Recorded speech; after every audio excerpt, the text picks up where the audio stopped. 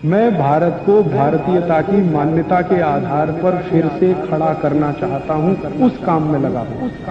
जो कुछ मैंने आपको समझाया वही बात आप अपने पड़ोसी को समझाइए, और रोज अगर किसी एक व्यक्ति को आप ये बात समझाएंगे तो एक साल में हर व्यक्ति 365 परिवारों तक ये संदेश पहुंचाएगा, और वो 365 परिवारों में कौन जाने दूसरा राजीव दीक्षित पैदा हो और इस देश के हजारों घरों तक वो मैसेज जाए। घर घर में, गांव गांव, गली गली में ये संदेश पहुंचाने की जरूरत है, और ये संदेश पहुंचाने का काम आपको करना है। किया था, अंग्रेजों की गर्दनें काट दी थी, तलवार से, हसिया से, खुरपी से, खुरपे से।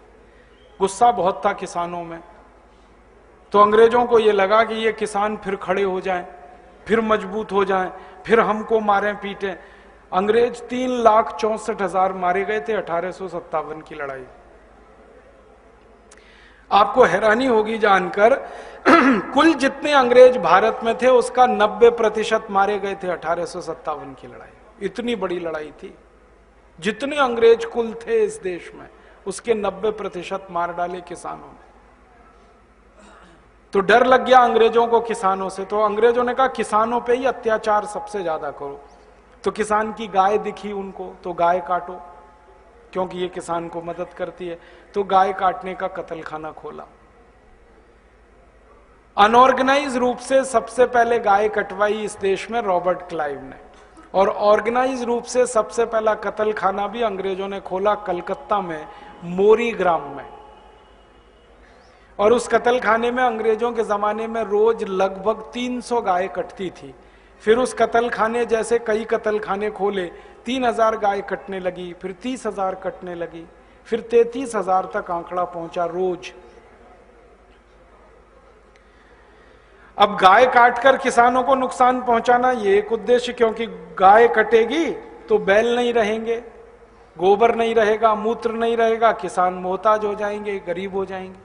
और दूसरा, अंग्रेजों को गाय का मांस पसंद आ गया तो मांस वो खुद खाते थे, गाय भारत में कटवाते थे। ये खेल चला। और पहला कत्लखाना जो अंग्रेजों ने शुरू किया मोरी ग्राम में, वो अभी तक चल रहा है।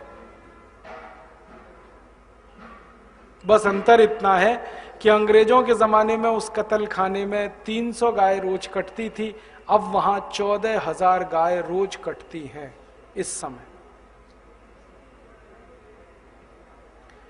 कैसे कटती हैं? कानून से कटती हैं जी। कानून से होता है सब काम, ध्यान देना। इस देश में बिना कानून कुछ नहीं होता, सब कुछ कानून से होता है। गाय काटने का कानून है इस देश में। और कानून कैसा विचित्र है कि गाय को डंडे से मारो तो जेल हो जाएगी, आपको कानून है। लेकिन उसकी गर्दन पे आरी चला के उसकी बोटी बोटी बेच दो, कुछ नहीं होगा आपको, क्योंकि ये भी कानून है। दोनों कानून है इस देश में। गाय पर अत्याचार नहीं कर सकते डंडा मार के, उसकी गर्दन काट सकते। ये अंग्रेजों की परिभाषा है अत्याचार की। वो कहते हैं डंडे से मारना अत्याचार है, लेकिन गर्दन से काटना और झटके से काटना वो अत्याचार नहीं है। तो उस कानून से गाय कटती है। अब 14,000 कटती है, पहले 300 रोज कटती थी। फिर अंग्रेजों ने सारे भारत में जहां जहां उनकी फौज रहती थी हर जगह कत्लखाने खोले।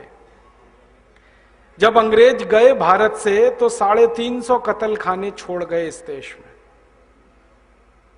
अब अंग्रेजों के जाने के बाद इस देश में 36,000 कत्लखाने हो चुके हैं कानून से। ध्यान देना, बिना कानून के नहीं है, कानून से। गाय कट रही है धड़ल्ले से, और उसका मांस पहले अंग्रेजों को भेजा जाता था खाने को, अब दुनिया भर के देशों को भेजा जाता है खाने को। अमेरिका, यूरोप के देशों में जाता है। तो ये गाय काटना जब अंग्रेजों ने शुरू किया तो इसमें मंगल पांडे को गुस्सा आया, और मंगल पांडे ने एक अंग्रेज अधिकारी को गोली मारी थी। वो अंग्रेज अधिकारी था, उसका नाम था मेजर जनरल ह्यूसन। उसने क्या आदेश दिया था कि गाय को काटा जाए, उसका मांस निकाल के उसमें से तेल निकाला जाए, मांस में से वो तेल कारतूस पर लगाया जाए, और ये कारतूस सभी हिंदू जो सिपाही है उनके मुंह में डाल के खोलने के लिए मजबूर किया जाए, और इनके मुंह से गाय का मांस लगे तो इनका धर्म भ्रष्ट हो। ये था उद्देश्य। तो जब मंगल पांडे को पता चला तो गुस्सा आ गया, तो मार दी गोली मेजर ह्यूसन को। फिर एक और गोली मारी, उसका एक दूसरा अधिकारी मारा गया। और फिर बाद में अंग्रेजों ने पकड़ लिया, पकड़ के उनको फांसी पे चढ़ा दिया। 8 अप्रैल 1857 को फांसी हुई मंगल पांडे को, और उस दिन से आग लग गई पूरे देश में। फिर भारतवासियों का गुस्सा इतना ज्यादा हुआ कि हमारी गाय को एक तो अंग्रेज काट रहे हैं, उसको बचाने का काम कोई करे तो अंग्रेज फांसी पे चढ़ा रहे हैं, तो अब इन अंग्रेजों को ही मारो और काटो और इनको भगाओ भारत से।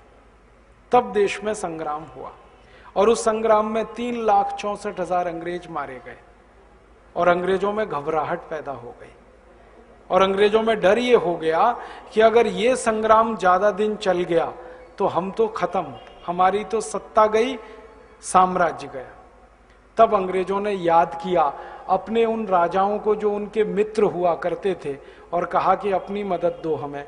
तो भारत के जो राजा अंग्रेजों के मित्र थे, जैसे जीवाजीराव सिंधिया, जैसे महाराज पटियाला, जैसे महाराजा जींद, जैसे निजाम हैदराबाद, ऐसे 20 राजाओं ने अपनी सेना अंग्रेजों को दी, पैसे अंग्रेजों को दिए, और उनकी मदद से फिर अंग्रेजों ने क्रांतिकारियों का कत्लेआम किया। एक समय तो इतिहास में ऐसा आया कि 1 सितंबर 1857 को सारा देश अंग्रेजों से मुक्त हो गया। 350 जिले आजाद हो गए अंग्रेजों की गुलामी से। 1 सितंबर 1857 तक अंग्रेजों की सरकार खत्म हो गई, सब जगह मारे गए, सब जिंदा ही नहीं बचे। फिर भारत के राजाओं ने जो दोबारा अंग्रेजों को मदद दी, उसमें से उनकी ताकत बढ़ी, और फिर उन्होंने क्रांतिकारियों का कत्लेआम किया। एक ही कहानी सुनाता हूं। बिठूर नाम का एक गांव है कानपुर के पास। भारत की आजादी की लड़ाई की योजना इसी गांव में बनी सबसे पहले, क्योंकि नाना साहब पेशवा उस गांव में रहा करते थे। तो अंग्रेजों ने इस गांव में ऐसा कत्लेआम मचाया कि 3 महीने के बच्चे से लेकर 94 साल के बुजुर्ग तक 24,000 लोगों को एक दिन में काट दिया अंग्रेजों। पूरा बिठूर उन्होंने नर विहीन कर दिया था, खाली हो गया था पूरा बिठूर। और 1 सितंबर 1857 तक जो देश आजाद हो गया, वो फिर अंग्रेजों की गुलामी में फंस गया। और दोबारा जब अंग्रेजों की गुलामी आई, तब अंग्रेजों ने कहा कि अब भारत दोबारा से कभी हमारा विरोध ना करे, इसके लिए अत्याचार और ज्यादा करो। तो पुलिस बनाई, सेना लाई, फिर ये इनकम टैक्स लाया, फिर सेंट्रल एक्साइज लाया, फिर सारे तरह के डिपार्टमेंट खड़े कर दिए इस देश, और सब कुछ हमारा छीन के खत्म कर दिया हमको। फिर हमने दोबारा लड़ा अंग्रेजों से। 1857 में एक बार हम परास्त हुए, फिर 1870 में हम संगठित हुए, फिर हमने लड़ाई लड़ी। और 1870 की ये जो लड़ाई हुई, इसमें भारत के एक महान सन्यासी का सबसे बड़ा योगदान था, स्वामी दयानंद सरस्वती।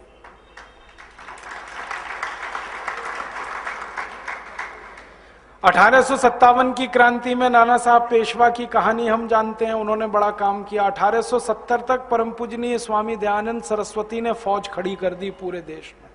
आर्य समाज, औपचारिक रूप से इसका उद्घाटन तो 1875 में हुआ, लेकिन अनौपचारिक रूप से काम इसका 1870 से ही शुरू हो गया।